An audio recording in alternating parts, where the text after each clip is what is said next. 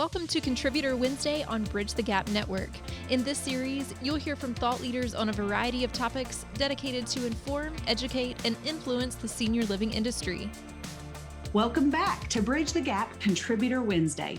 My name is Cara Silletto, and I am the President and Chief Retention Officer at Magnet Culture. We are an organization exclusively focused on reducing unnecessary employee turnover for organizations across the country. Now, while we've been through tremendous ups and downs these past 2 years, it is clear that we're not out of the woods, friends. This is likely to be our reality for some time moving forward as far as the staffing crisis goes. Now, with that said, I think it's time that we make it a top priority to take care of ourselves and our people as we go into 2022. That means today's focus is going to be about building our resilience and avoiding burnout in order to keep our teams intact as long as we can.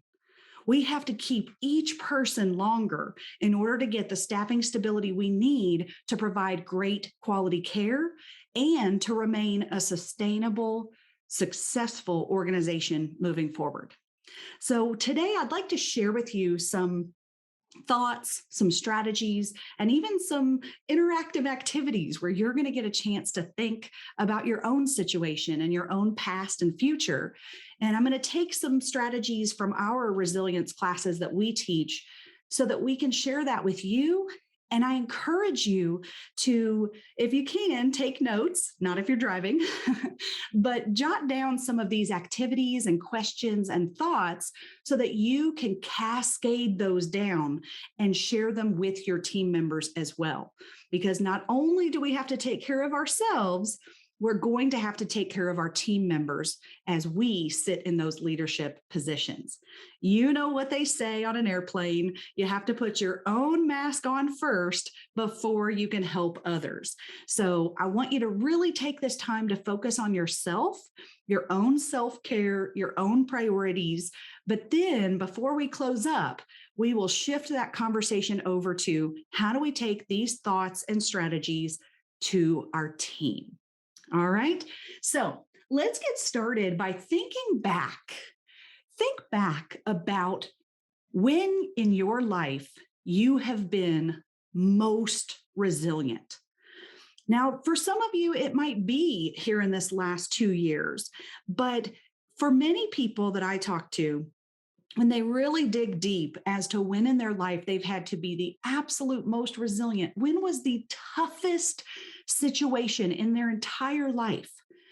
A lot of folks are going to go back to a life event that happened, whether that was a loss of a loved one or medical diagnosis that was unexpected. Maybe it was a divorce or other things that have happened, other tragedies. And even if you have not dealt with trauma and tragedies in the past, there have probably been some times when things got tough. Let's not compare here whose trauma was more traumatic than another person's. But for you, think about the tough times you've been through in the past. And how did you get through that time? Okay? How did you manage at that time? When I have an opportunity to do this exercise with folks in a room, I often hear them discover their real coping mechanisms. And it's different for everyone. They're not the same answers. I actually just did this activity a couple days ago with a group, and they brought up things like family. Obviously, that they would get up every day because they knew they needed to take care of their family or they had support from their family. Many folks will mention their faith and that really drives them and supports them through the difficult times. Some people have to take a short-term focus of one day at a time, getting through a difficult time and not worrying about the future, just getting through the day. I had one gentleman recently that said he gets through hard times because he knows he's a role model to his children, and he doesn't want to show them that he would quit in a difficult time. So maybe it's more about your goals that you have set for yourself or want to show that to your family. Sometimes other people will absolutely use comforting mechanisms to cope, like food or even alcohol or other substances, right? Those kinds of things that sometimes we will go to those other external things for that comfort. And many times people will use connections with others, maybe even humor or some kind of distraction, a hobby that they have, or binge watching a TV show and things like that.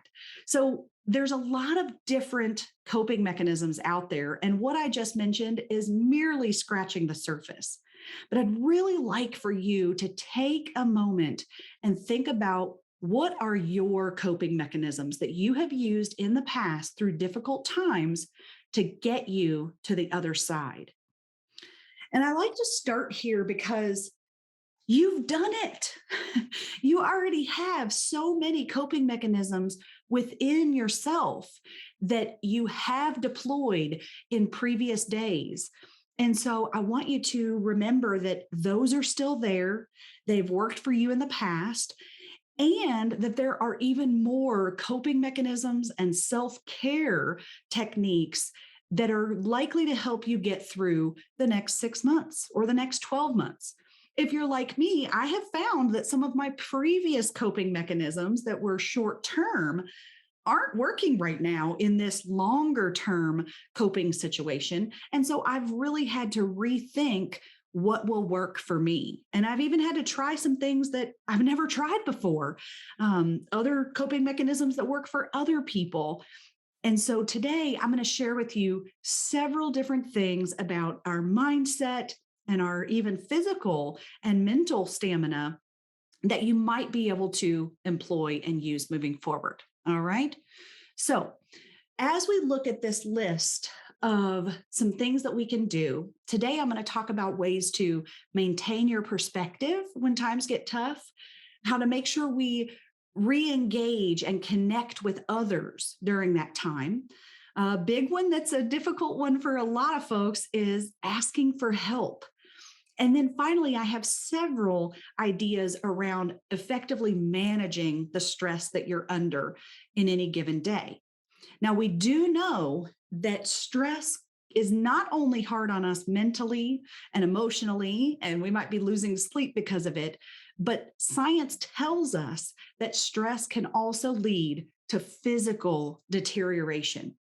It will absolutely weigh in on your body and on your future health in all ways, in all capacities, if we don't maintain a healthy level or be able to use coping mechanisms to get through some of this time. All right.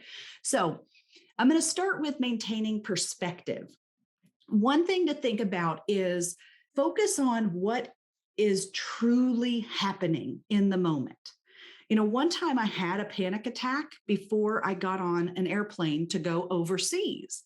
Now, I fly a lot, but I had not at this point been on an overseas flight that was going to be a lot longer and over water. And I was just really afraid. What happens if something happens when we're in the air? Even just I get sick and I don't feel good on the airplane or something, right? And I actually went to a therapist and she taught me to focus on, when I'm freaking out, focus on what's really happening right now, the current situation. And she said, tell yourself in your brain, internally or out loud, say, the person next to me isn't freaking out. The person next to them is reading a book right now. The person walking down the aisle is just checking on their bag. The flight attendants are doing normal protocol. So there's not an emergency happening around us, right? So sometimes to maintain perspective, we have to just come directly into the exact moment and stop worrying about the future. I know it's easier said than done, but sometimes we have to just repeat in our mind or out loud what's happening in the moment. Don't worry about tomorrow or an hour from later or what someone else might be thinking or doing, but just tell yourself what is the true and current situation that I'm in right now? And that can often bring our heart rate down.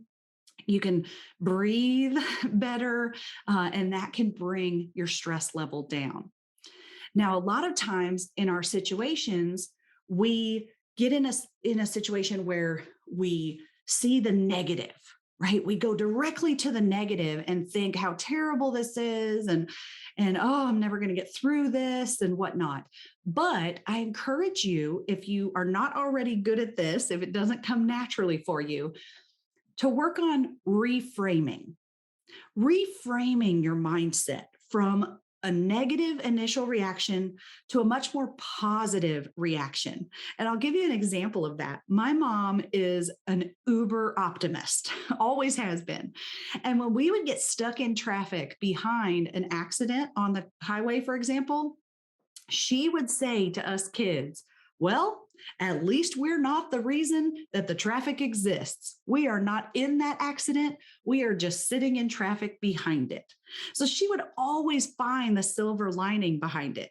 And she might even add in, well, now we have a few more minutes to chat and, find something positive from that. So I encourage you to, if your mind is typically going to the negative situation and the negative response of a situation, work on reframing it. Is there any kind of silver lining that you can find? Is there anything good that can come from that situation that you maybe didn't think of at first, but it could be better in the end? All right. Now, speaking of the positive, another way to really rewire your brain if you tend to go to the negative on a regular basis is by showing more gratitude, focusing more on the things you do have and the things that you are really grateful for. Okay. So it has been shown that if you really feel gratitude, now I'm not saying think about gratitude like the old Thanksgiving activity of what are you thankful for? What are you thankful for? I'm thankful for my family. I'm thankful for my job. I'm thankful for my house, right? Those kind of things. That's like just making a list and blurting it out. And that's not feeling gratitude. That's just saying what you're grateful for. But science shows that if you actually spend 3 minutes a day, only 3 minutes a day, feeling the gratitude that you have for your family, for things around you, for your job, the residents, the mission you serve, whatever it is that you're truly grateful for, if you spend 3 minutes a day really feeling that gratitude, it will absolutely retrain your brain to go there much faster and much easier moving forward. There are some people who they're always grateful. Oh, look at that sunshine. And I'm in such a great mood because it's a hard day, but I'm still thankful to be alive. And, all of that. And that's how their brain is wired. But it really is something that you can train your brain to get closer to. All right. Maybe not enjoying rainbows and sunshine every day, but at least not going to the negative. All right. So that's a really great strategy. And you might want to practice that as well with your team during a huddle and have everybody just silently, quietly, truly dive deep and dig really deep down to feel the gratitude that they have for 3 minutes. It's pretty powerful. It's amazing. The second thing here is to make sure and have strong connections with other people. The last thing we want to do right now is to isolate ourselves and to retreat from doing things with others, retreat from talking with friends because we're really stressed, or even go into a state of depression. And I encourage you, if you feel yourself going into that isolated space or that depressed mindset, I encourage you to reach out to your connections. Again, it is proven that if we stay connected to others and we spend that quality time with family and friends, it can pull us out of the mindset of isolation and or depression. So there's a very strong power in the connection with other people. And we may have to engage that even more than we might like, right? Of course, we want to go sit on our couch and we want to say, nah, I just don't feel like going out to dinner tonight, or I don't feel like golfing or whatnot. I'll tell you, I have family members that sometimes when they go into a lull, I will really try to encourage them and even push them to go out and see their best friend or call somebody, because I have seen that firsthand, that it will snap that person right out of that isolated and negative space they were in just by having that phone call or going golfing or, touching base with somebody that maybe they haven't talked to in a while. All right. It's really, really powerful. Now, as far as relationships and connections as well, we want to, at this moment, avoid comparisons. We know that people paint a pretty false picture, let's be honest, on Facebook and other social media about who they are and how great their life is. And I don't know about you, but all my friends seem to have a perfect marriage and a perfect little puppy and a perfect child and perfect job and all this stuff, because what do people put on social? All the perfect things, or at least the facade of these great things that they have. I travel for a living. I'm on an airplane all the time. And I'll tell you, so many people have said to me, oh, it must be nice. You get to travel and see all these really great places. And then I let them in on the behind the scenes secret here. You know what I get to see? I get to see airports. I get to see hotels, and I get to see conference centers. And that's about it. I never stay an extra day like some people, because I have a 7-year-old at home and I'd like to get back to him as quick as I can. So I don't even get the joys of seeing these beautiful cities and locations that I get to visit and speak at. So I just want to remind you that not everything we see out there should be compared with our lives, because of course people aren't putting down there that their child wet the bed last night and their other child had a meltdown, about I don't want to wear pants or, whatever those things are, and that their boss just yelled at them and times are tough at work and things like that. So we don't see as much of that online. And I want you to know that everybody is dealing with their own stuff. Okay. So definitely make sure to avoid any kind of comparison. And like I mentioned earlier, your trauma and your level of stress shouldn't be compared to other people. One person may be able to handle more stress than another person, or just in life, we're dealing with different things. So it is also okay. And I want to make sure you have permission to feel what you feel. Okay.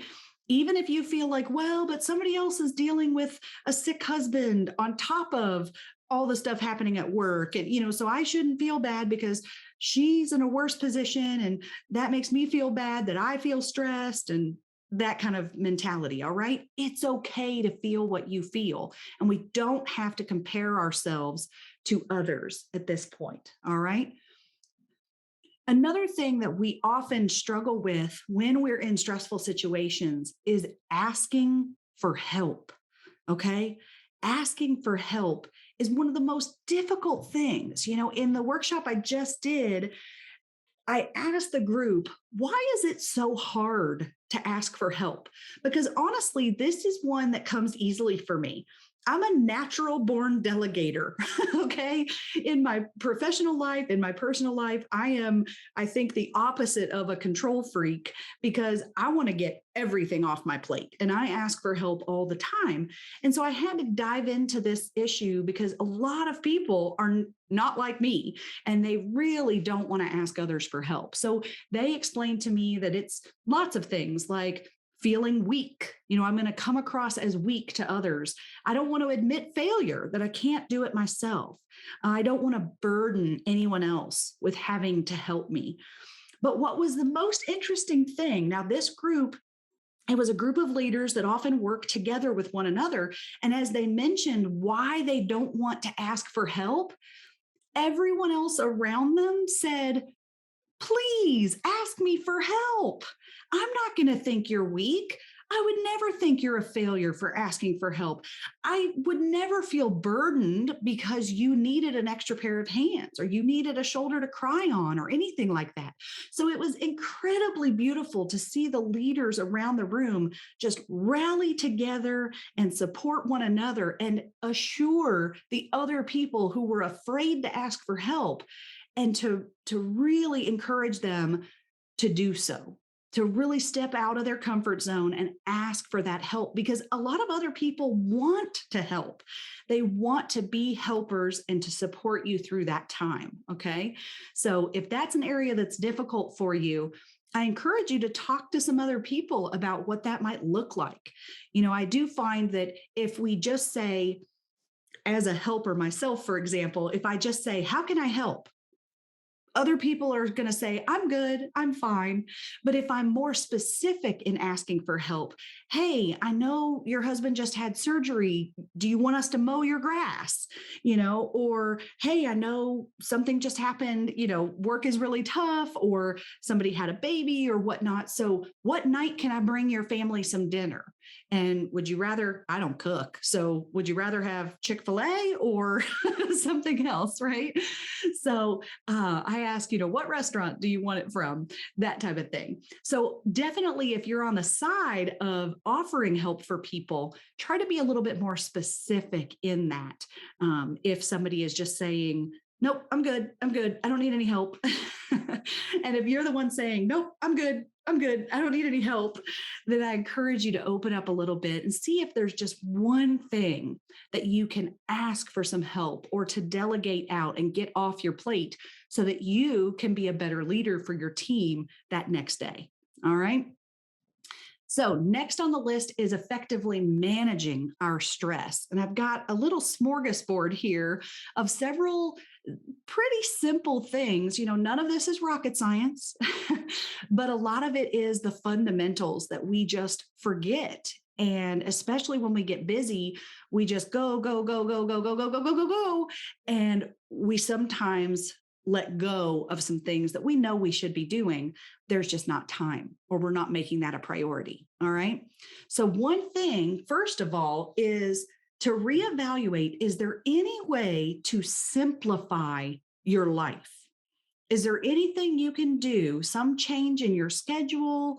I know a lot of parents want their children in all kinds of activities to get ahead in life. And so they're going from practice to rehearsal to this to that. And so maybe it's time to put a cap on those or take one semester off, and not have your children in all kinds of things, or whether it's a hobby you have, if it's a self-care hobby, that's great. Then do a little more of that. But if it's something else that you're obligated to do, or if you sit on any boards or other committees or things like that, that you can just ask for a pause, ask to step back from that. And I encourage you, if you know that you need to do this, you know that you're overburdened and you've said yes to too many things, then sit down and write down where your time and energy is going. Do a little audit of your time and energy and think about where you can cut back on some of those things that are taking your time and your energy. All right. It's a really helpful activity to do. And then try to identify some boundaries. This is something that people talk about all the time with time management and work-life balance and things like that. For me, for example, I have explicitly asked my family, please don't call me during the business day unless you just need something or have a quick question. And even with that, it's probably better to text me and I'll get back to you when it's convenient.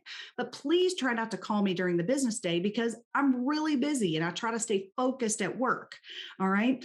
And so my family knows if they call me at 2:00, I'm going to answer the phone and say, hey, what's up? What do you need?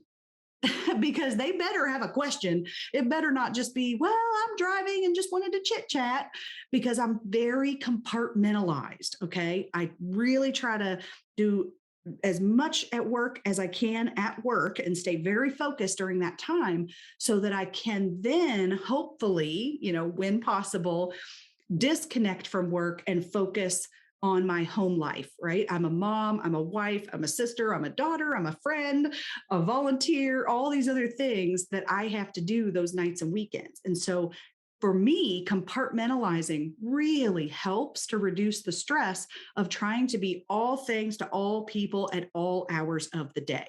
Okay. So making sure that we set some boundaries. And if you are a leader that's getting contacted by your workforce at night and evenings and weekends off your shift and whatnot, sometimes I find that we have not put the right supervisor structure in place and that the staff feel like I've got no one else to go to. So I have to call the department director. I have to call the administrator, for example. All right. And so we really need to make sure that if work is calling us too much outside of those regular hours, that we have some stronger supervisors in place and that we're empowering them and delegating to them to make better decisions or make more decisions, on their own, that we're empowering that in the workplace. All right. Also, as far as boundaries go, it is okay to cut out toxic people from your life. All right. That's a big one right now, that if we have this marathon to run still, we've got, who knows, 6 months, 12 months of this workforce crisis that we are dealing with right now. We have got to manage our energy and our time. And if any toxic people are sucking the life out of us, it may be time to make that very difficult decision and say, I cannot have this relationship in my life right now. Okay. It's a really critical one to think about.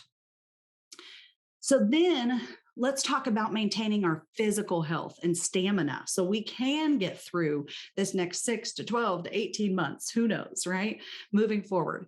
I've got some basics for you, my friends. And I'll tell you, this is the area that I struggle with the most and that I know I need to do better. And I'm making some conscious decisions right now to do better in this space. And that is eating in a more healthy manner. I'm a snacker and I will absolutely go to some foods for comfort. I will absolutely, eat late at night or pick a worse meal over a better healthy meal, especially when I don't feel good or don't feel, positive, or I do feel stressed and overwhelmed and whatnot. So just a reminder that it may be time for you to really kick it into high gear at saying no to snacks, saying no to second helpings, saying no to the foods that don't make your body feel good, that are going to bring you down and make you tired and things like that.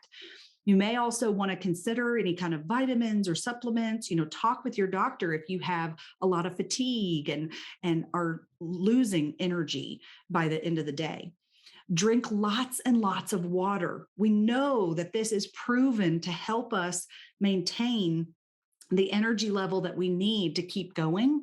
So figure out some ways to drink water. I'm a big fan of those the water flavorers. I was trying to say both of those words together. Water flavorers, if that's even a word, where you just squirt a little bit of the flavor into your water bottle. And I love those because I'm not a big fan of the way regular water tastes. So I had to find a workaround with that. So you may have to do that. And they've got really cool water bottles now that will blink at you if you haven't drank within 30 minutes or an hour. And then there's other water bottles that show how much you should be drinking each hour. So that's kind of cool. If you need a tool to help you drink more water, you may want to ask for one of those for the upcoming holidays. Definitely getting back to exercising if you used to do it and cut that out, or maybe starting with exercise. And I'm not a big exercise workout kind of person, but I have learned that all movement counts. And so I have even told myself when I'm just tired and I'm sitting on the couch, okay, well, at least take this phone call and just pace around the backyard, or go for a walk while I'm on the phone with somebody, or take the dog for a little bit longer walk than normal and things like that. So make sure that you're getting some more steps and getting some more movement and activity into your life.